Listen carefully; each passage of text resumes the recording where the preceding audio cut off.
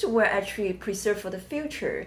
So how many eggs we really need in order to ensure a healthy baby in the future? Well, this is a really tough decision. And I don't think we have all of the data we need to be as educated as we can be at this point in time. I think we're gaining that information. Originally, it was thought that about 16 eggs would be considered the ideal number of eggs frozen for the future. But what we know is that it really depends upon the quality of the eggs when you freeze them. If the quality is really good, a younger woman with strong eggs, then we probably need fewer to be able to have the number of children she wants. On the other hand, if a woman's a little bit older and the quality's not as good, we probably need more. And so it really depends on the desires of a woman, how many children she wants, and how old she is when she freezes her eggs as to how many she needs. But I think, for most women, it's good to think that it's possible you could do this all in 1 month, in one cycle, but you may also need to consider that if you don't retrieve 15 or 16 eggs, that you may want to do it again, especially if you're hoping to have 2 or 3 children. Well, can you actually do the next cycle immediately, or it's good to take a break in between in order to achieve more eggs?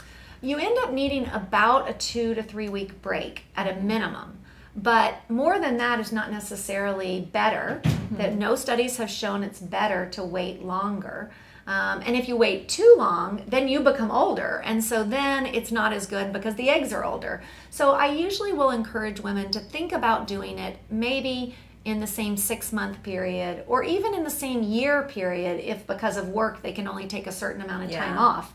Because if they froze them when they were 37 and then froze a little bit more at 38, that might be better than not doing it again. Okay. On the other hand, I also like to encourage women to think about keeping their options open and knowing that they can do one cycle and see how many they get. And then they can decide if they need to do another. Sometimes to try to figure out exactly how many months they need to freeze eggs and how many vacations, that can be overwhelming. And so sometimes just going through the process once, seeing how they do, and then they'll have more knowledge and more data to make that next decision as to whether they need more. Yes, that's a good advice. So let's just talk about an example. So if maybe a 38-year-old woman comes to freeze eggs and she's lucky enough to give me 20 eggs with a single egg freezing cycle, and that would be a great cycle. We know that not every egg is mature. So maybe we get 18 eggs that are healthy and mature, and we freeze them. Now, 5 or 6 years later, we may go to thaw those 18 eggs, and we may find that only 16 survive. Usually it's about 90%, plus or minus.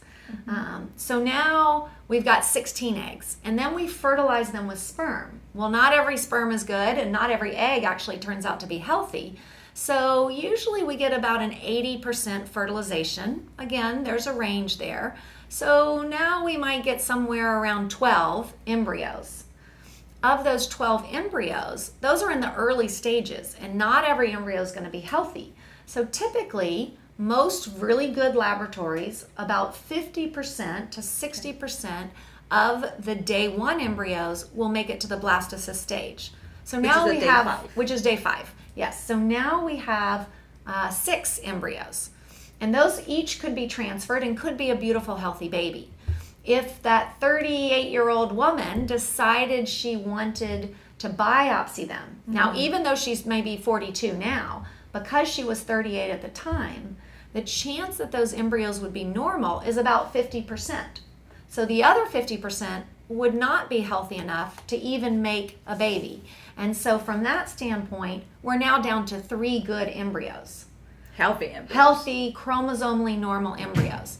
And each of those is usually transferred one at a time. And the current success rate for a single chromosomally normal embryo for live birth is about 65%. Well, that's a good number. So it's good. We always are trying to get better. But it's important for women to understand that just because you've got a good egg doesn't always mean a healthy baby. And there is attrition. And that's just because as humans, we're not a very fertile species. this is the best we can do even with the technology we have today.